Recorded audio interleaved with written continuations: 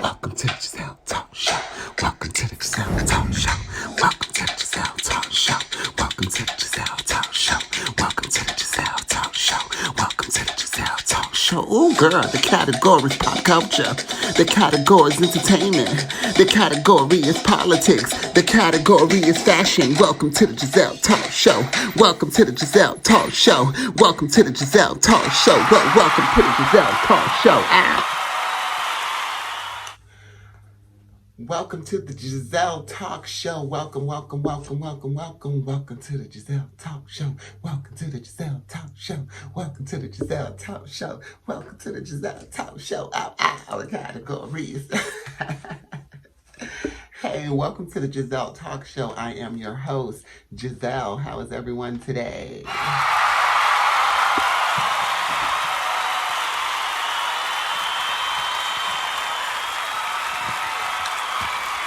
Thank you. I do apologize for us running late. We are running extremely behind. I apologize. We have so much to cover today.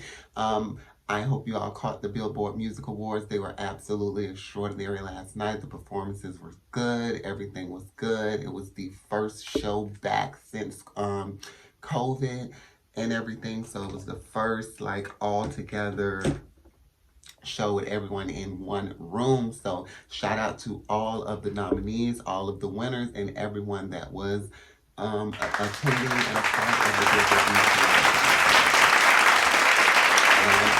Applause to everyone, especially the winners. Yes, especially the winners and everyone that was even nominated. That's a big thing to be even nominated at the Billboard Music Awards. Shout out Drake. He was Artist of the Decade. Shout out him. That was very, very big. And Pink got the Icon Award, which that was well deserved. So shout out Pink.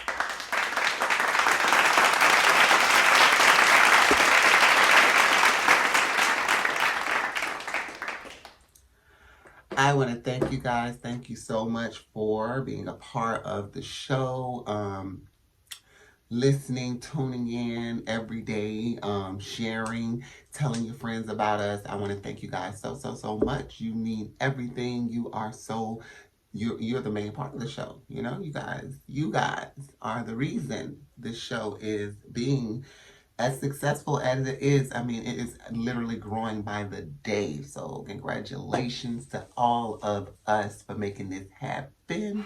And hey, it's Monday. It's Motivational Monday. It's Money Making Monday. So let's get up. Let's get out there. Let's get to it. If you got dreams, chase those dreams. Don't give up on them. Keep pushing. Keep pushing. Don't let nothing stop you. Remember, when one door closes, another one will open. God has his reasons. Don't question. Just keep it moving. Keep pushing. You'll make it. We'll make it. All of us. That's guaranteed, you know? Consistency is key. Hello. Consistency is key, baby. You know. But yes, I apologize again for being late because, it's hard. Y'all, it's hard getting up and getting ready, especially with me now, doing the YouTube channel as well. If you're not following, subscribe. Make sure you go subscribe to our YouTube channel, the Gezelle Talk Show. It's hard getting up doing this and then trying to get ready for the YouTube channel, because I ain't trying to look like, when they pull up old footage, they already got some dirt to pull up with my old polo looks and shit. So I at least want, when they pull me up now, they can see boom, okay, the caterpillar has blossomed to the butterfly. She has bloomed. Yes, she has bloomed, darling. But yeah, she has. She has bloomed, darling. Yes. But so let's get into the stories, baby. These stories are coming out. First up on the agenda, we're gonna get into, I'm gonna start from the back. I'm gonna start from the back and work my way up. We're gonna start with this one. Our top story. Oh, Kevin.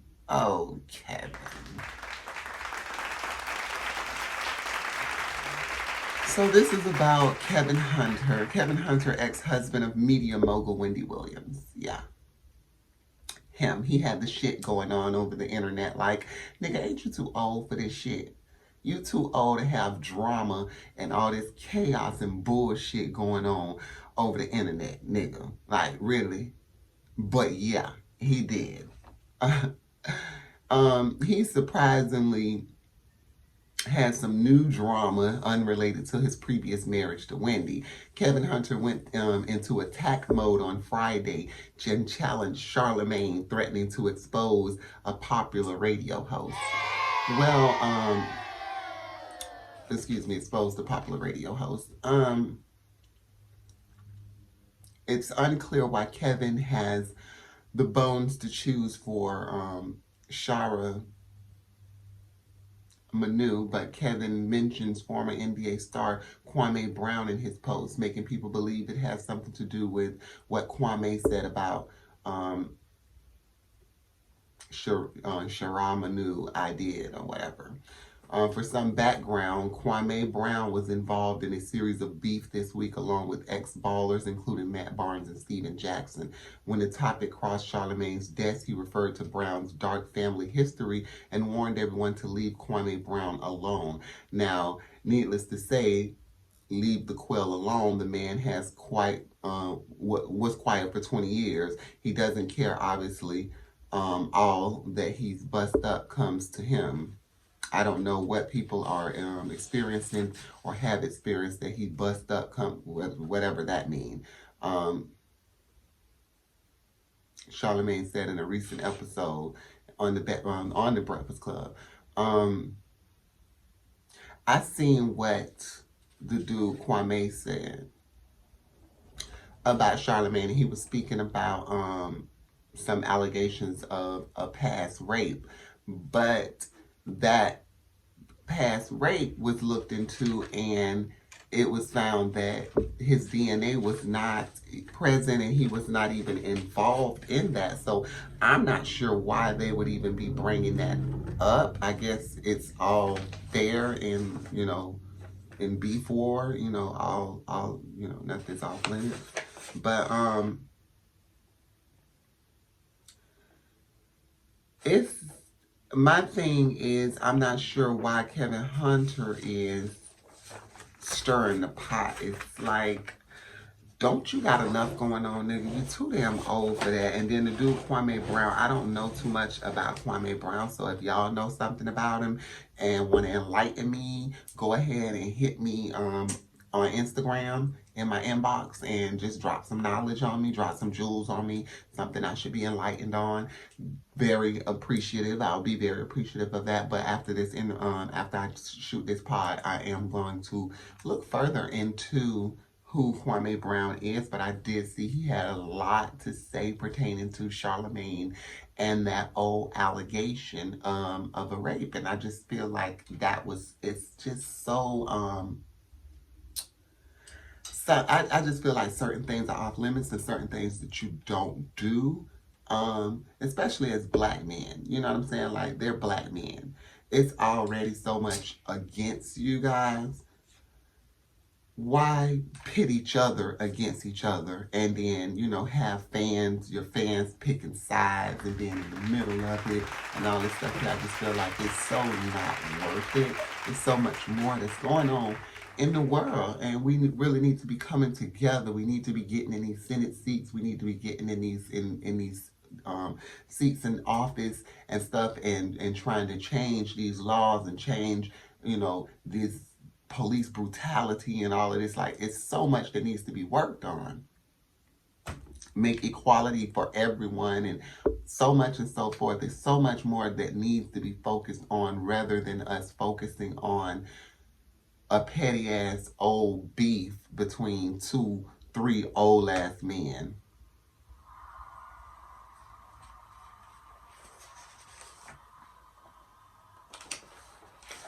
It's really irresponsible. It's very irresponsible.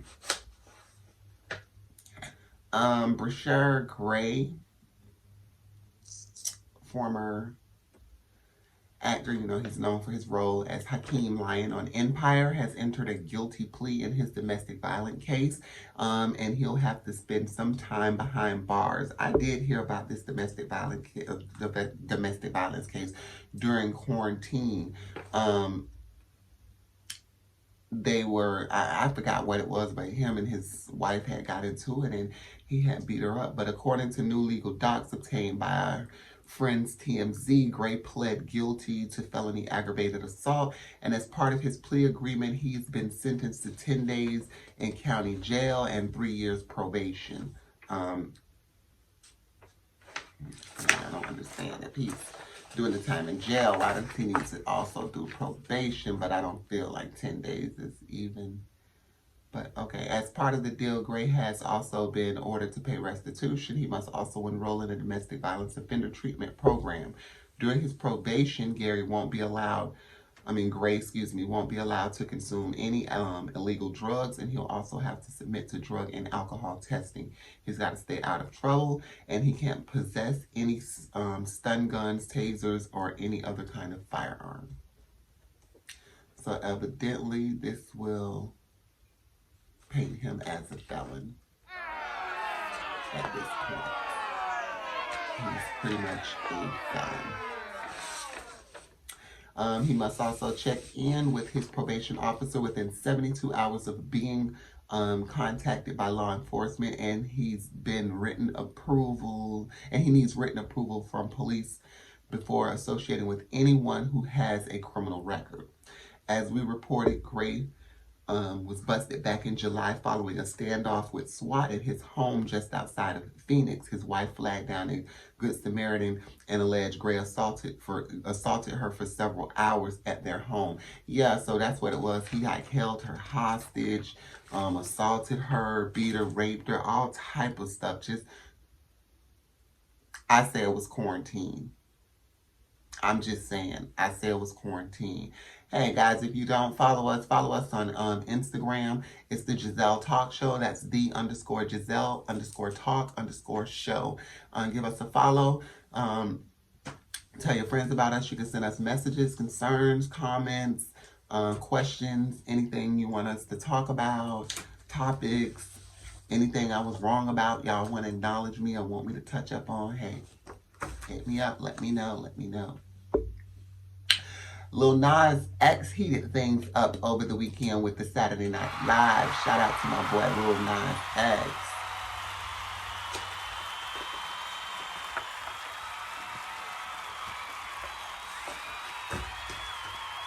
Oh yes. Daddy heated up the stage, baby. He did not play. He bought the stripper pole out. And I say, don't criticize him and don't talk that shit about him because y'all didn't do it with Miley Cyrus. Well, y'all kind of did. But whatever, don't do it with him. He's a grown-ass man. And he came and he handled his business. He did what needed to be done, and I say he handled the task. He knew what the task was, and he followed through. Lil Nas X Montano brings gay agenda to Saturday Night Live, and he ripped his pants. Oh gosh. Ooh. It was cute. It was cute though. It was real cute, the twerking and dancing on the guys, and he pushed the envelope, and like he said, he was pushing for, to be, liberal. Be free. We're all entitled to it. And he's not wrong at all. He showed his entire ass. But for his final episode of season 46, Saturday Night Live finale was able to put on an episode in front of a full audience. Hosted by Anna Taylor-Joy, the episode hosted a crowd full of vaccinated attendees in its Manhattan studio. And for the moments, Lil Nas X, the night's performer, pulled out all the stops. Oh yeah, he pulled out all the stops. Nas X performed his hit much discussed track Montero, Call Me By Your Name. It is the title track off his upcoming debut album and marked a decisive turn for the singer. For the Saturday Night Live performance, which was his first performance of the song, Nas X teamed up with noted choreographer Sean Bankhead, and yes, he ripped his pants. Y'all know Sean. I think that's Sean T, right? I don't know, child. But Nas X appeared on stage with the stripper pole to hell that caused him to go viral. The stage became his hell, wings on display as a backdrop, with the performer wearing leather pants, a planix, excuse me, flanks of backup dancers joined him. The performance quickly became a mass of perfectly synchronized riding, sweaty bodies. At one point, Nas X was having his face licked, and then at another, he approached the pole. Ooh, child. It was high, likely to order to take a spin. He then grabbed his crotch and kept a hold of it while keeping most of his movements pretty restrained. It quickly became clear that his pants had been ripped.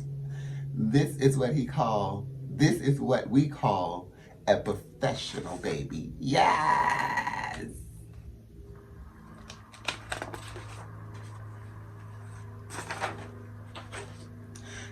It took a minute. It took a mere minute for the performance to end before he tweeted about it. Not my pants ripped on live TV, he wrote.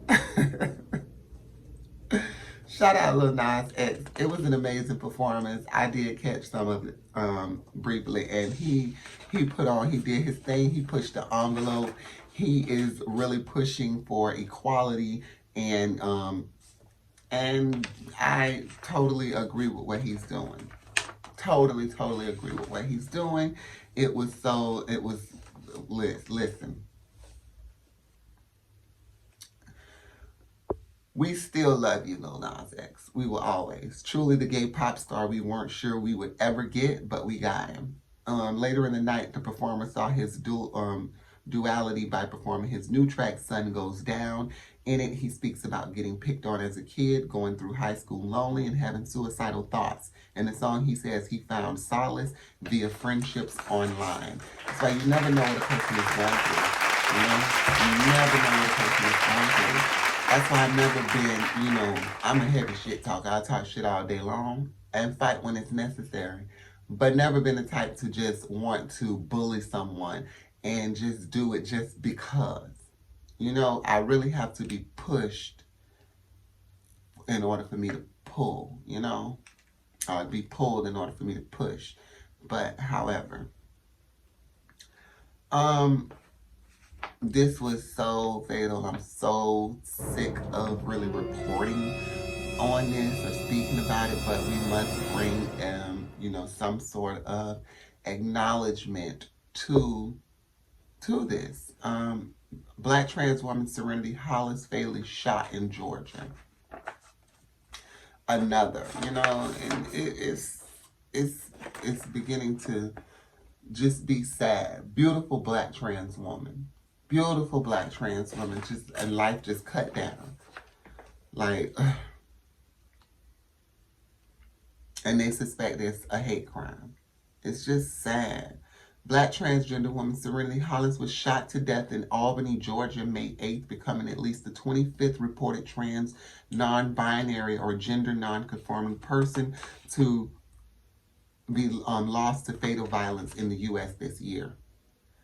This is, it's heartbreaking to continue to report on this stuff. And less are we seeing where they're actually being, the suspects are actually being apprehended. People are being arrested. I'm not seeing that as much as I'm seeing murders being taken. And it's so sad. Hollis, 24, was shot once in the back early in the morning while walking down a street in Albany, according to local media, which misgendered and dead-named her, as have police and prosecutors. The Albany Police Department released video on Facebook showing someone approaching her from behind, shooting her, and then fleeing. Authorities suspect that her death was a hate crime. I cannot go into specifics or everything about what happened, but it was pretty apparent that was probably a motivation for the death, which was a hate crime. Oh goodness, it's so sad. Another sister, a sister of of her told WXFL,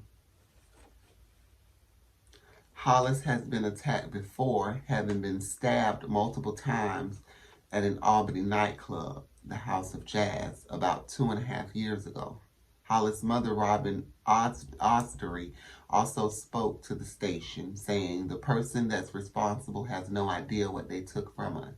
I absolutely want to see that justice is served." And we all want to see that justice is served because this is absolutely horrendous. It's horrific.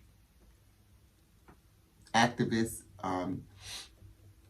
demand the continuing epidemic of violence against trans Americans, especially women of color. We're less than halfway through the year, and we're already on track to break 2020's devastating record for incidents of fatal violence against transgender and gender nonconforming people. This is sad.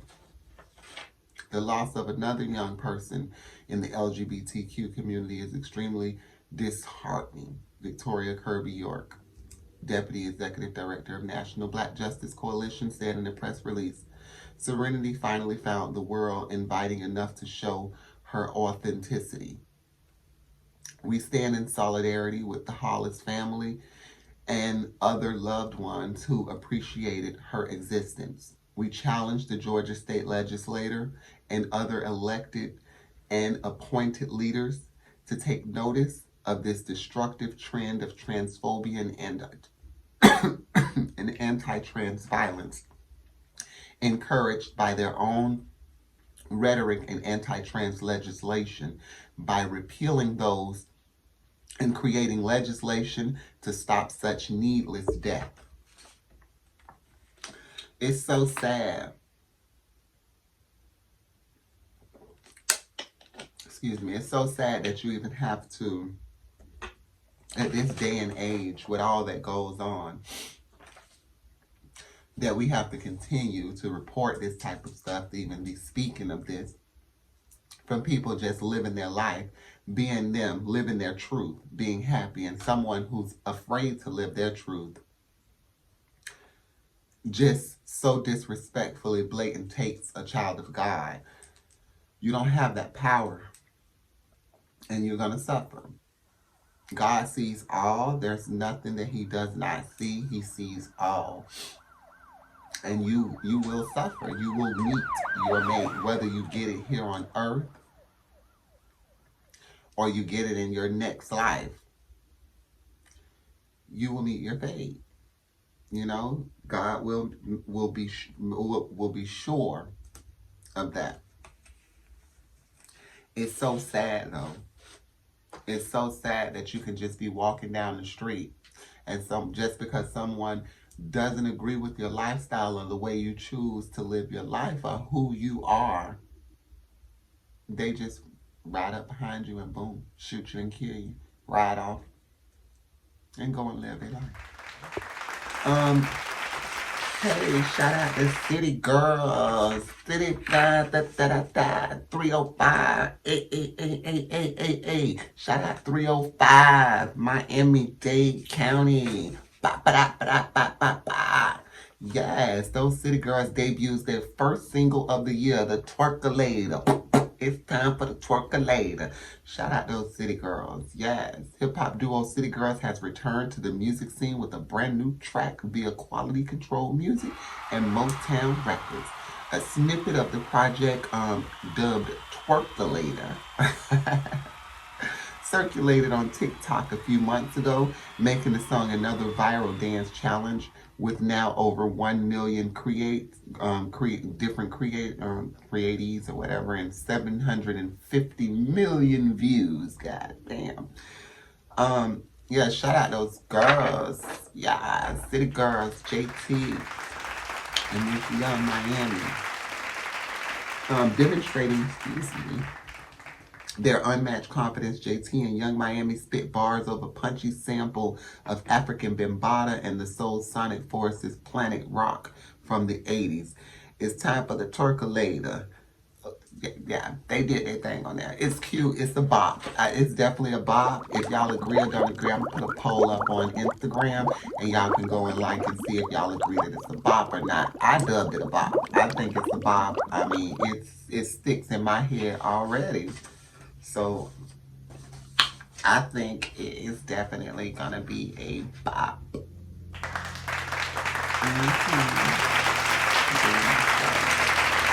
So, y'all remember we reported on Black Ink and C's and everything that he had going on with his daughter and all of that stuff there. Yeah. So, the mother of the daughter, she has went and got counsel, got her a lawyer because he filed a defamation case against the daughter and her, I believe it is. But the saga continues. So the mother of Caesar's daughter, Caesar's daughter, I think her name is Cheyenne. Crystal Torres has retained an attorney to represent her after Caesar and his lawyer had a press release regarding the alleged defamation lawsuit against her. Crystal shared a letter from her attorney, who was speaking out against the statements made at the press conference. Her attorney claims the statements were in direct violation of a current family court judgment. As we recently reported, Crystal alleges that Caesar served their daughter Cheyenne, as well as the Department of Child Protection Services, with a cease and desist to prevent them from speaking about the incident. In addition, Crystal's attorney alleges Caesar's actions have caused severe mental and emotional distress on Cheyenne. Her legal team isn't backing down as they prepare to fight and have filed a motion of contempt against Caesar's legal team. So yeah, she's not wrong. She's not wrong at all. Like, protect your child, because I feel like Caesar's dead wrong. Because for one, you only doing this because of this girl, because of this new chick that you fucking, and your child should always come first. You shouldn't have even. You should, for one, the woman is a grown ass woman. She shouldn't be getting into it, going back and forth with your child who's a teenager. Of course, the teenager is going to have a slick mouth, all this stuff, and probably is going to always feel some type of way because she probably wants you with her mother. So, of course, she's probably going to feel some type of way about anybody that you bring around. That doesn't mean disrespect them, and that doesn't mean that it's right. But at the same time, as an adult, we should know how to handle different situations better than a child, and never compromise the relationship with a child and a parent. I mean, that's just my thought. Maybe I'm wrong. Maybe I'm different. I know I was raised a little different. I was raised by my grandmother, and my mom. So I know, I was raised a little different. And my granddaddy. I don't want y'all to think I didn't have a male figure, because, most people be saying, oh, that's why they gay, or that's why they trans and all that, because they didn't have a male figure. Yeah, I did. I had my grandfather. My father came and went. My cousins was there, all male. My uncles. Go on with that bullshit. Go on somewhere with that. Get off my porch with that bullshit. Fuck up off my porch with that shit.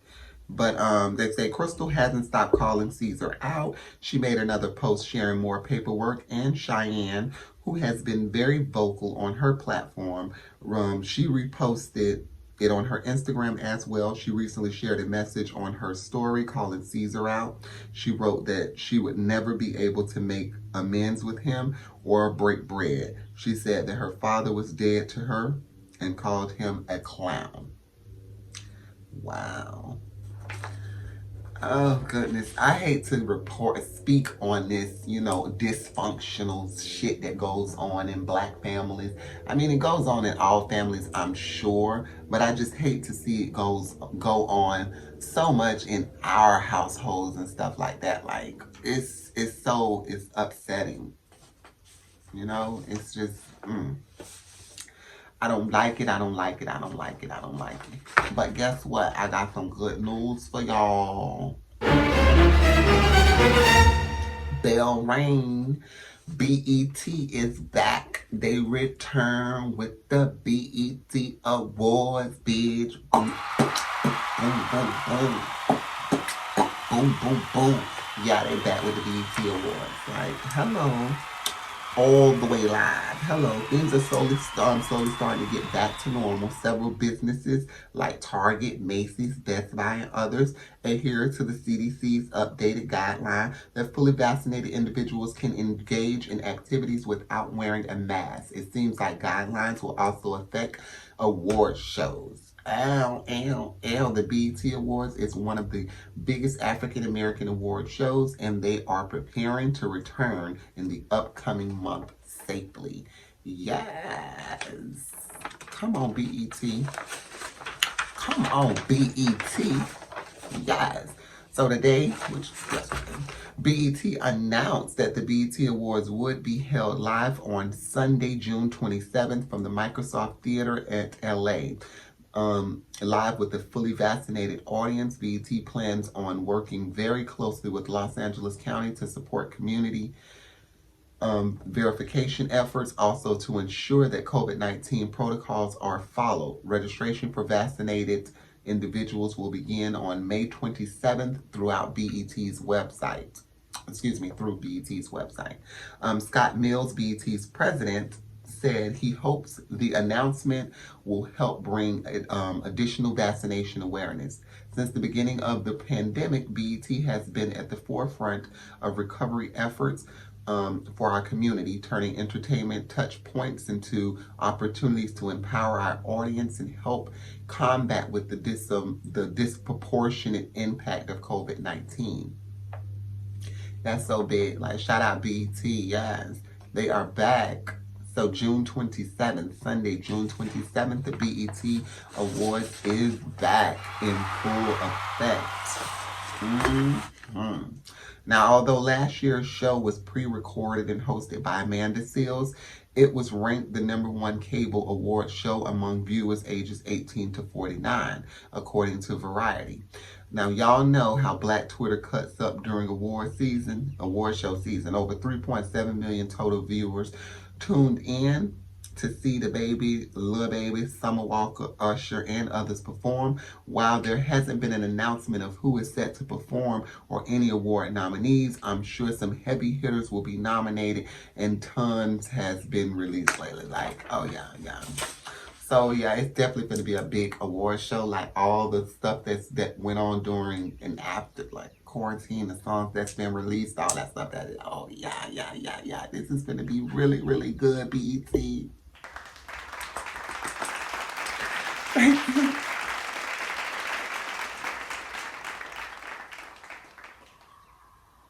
We needed it. Yes. We needed it.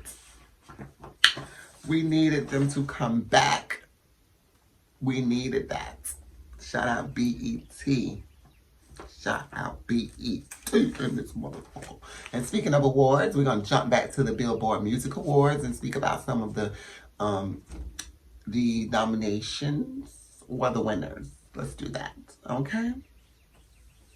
My boy Pop Smoke, rest in peace. He got the New Artist and Rap Male Award. Shout out Pop Smoke. That was big.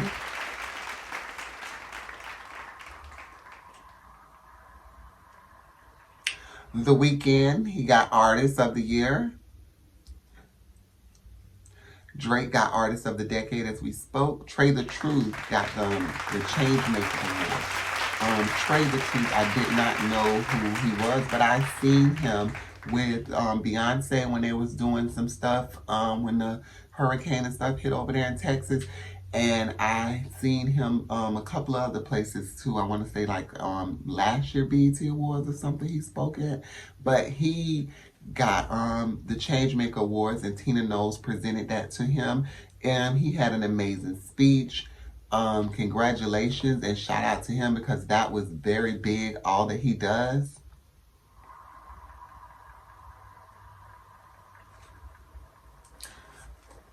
Yeah. All that he does is very big. Now, y'all know when I heard the name Trey the Truth, I was like, Tay the Truth? Is that Tay? Tay the Truth? Like, is that the porn star Tay? I didn't know. I didn't know. I didn't know. I'm sorry. I do apologize. But yeah, Pink got that Icon Award. Well deserved. Pink worked hard for these past, what, she's been in here. Oh, Lord, Pink done been around now for about 20 years. Yeah. Shout out Pink. She's been around for like 20 years. I remember when she came in. There you go, looking pitiful, thinking that I let you go. Yes, yes. Written by my girl Candy Burris. Oh, I remember. I remember. The people might have forgot, but I haven't, baby. I've been following music for a long, long time, honey. Doja Cat was nominated. I had no clue. Shout out Doja Cat, and she actually won for R&B female artist. Yes, for R&B female artist, she won. So shout out her. Kanye West won for gospel artists. That was big. My girl Meg Thee Stallion, shout out her. She got female rap female artist of the year. Yes.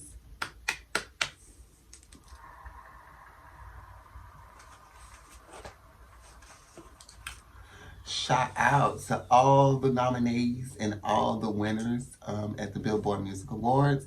Everyone looked absolutely amazing. Everyone looked beautiful. They pulled out their best threads. The baby in his pink and green was everything. He did win an award as well. I don't think I reported that, but yes, he did. He won Album of the Year, I think it was. I believe he got Album of the Year, but he did win an award. Probably won several, but shout out to the baby and shout out to Billboard Music Awards. It was an amazing show. They really did a good job. So yeah, I think I spoke on this briefly about the young man in Louisiana who the police had. We're trying to apprehend. He took him on a high-speed chase, and then they killed him. And they told his family that he had died in a car crash. That he died in the car wreck. In the high-speed chase. He had died when he was injured in the wreck. And now, 2 years later, the body cam has been released, and it's shown that he was beat. He was begging for his life. He was pleading and apologizing and telling them that he was afraid. And they just called him all type of names. They kicked him. They threw him down. They drug him. Not with drugs. They drug his body. Yeah. And murdered the man. They murdered him. And I did speak on this, I remember, because I said Louisiana, like, we need justice. We need something needs to be done. These officers need to be charged, and they need to be put in jail, incarcerated, because it's ridiculous. I don't really want to speak back on it again. My condolences to his family, to his mother. I seen her on the news speaking about it. Justice needs to be served. Just like they killed George Floyd, they killed this man the exact same way for 9 minutes. They beat and tortured this man until he died. That is uncalled for. It is unjustly, it is inhumane to act like this. And these officers are hired to protect and serve, and none of them are doing that. None of them are protecting and serving. They're beating people. They're beating black people and killing them. And it's ridiculous, and it's not going to change until it starts happening more in the white community. Then I think they'll understand more and say, okay, well, something needs to be done. It's just like when crack took over and crack was spreading. It wasn't until it got to down there to Wall Street to those white boys and families started falling apart and shit that they said, okay, well, we need to do something about this. But while it was spread throughout the projects, it's in the ghetto, and they was taking over like Nino did in New Jack City, taking over people's houses and apartments and shit like that. They didn't give a fuck. No, they didn't care. So they're not going to care until it starts happening to their people as well, because they just still, I guess, don't see us as being human, you know, or we're some sort of less than, or some second class humans, or lower class. I'm not sure. I'm not sure what they see it as, but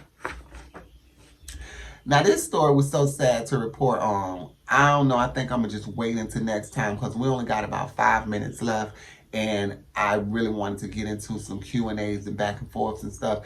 But this story, it was so sad about this 14-year-old girl and this baby. But I think we'll just save that for next for our show tomorrow.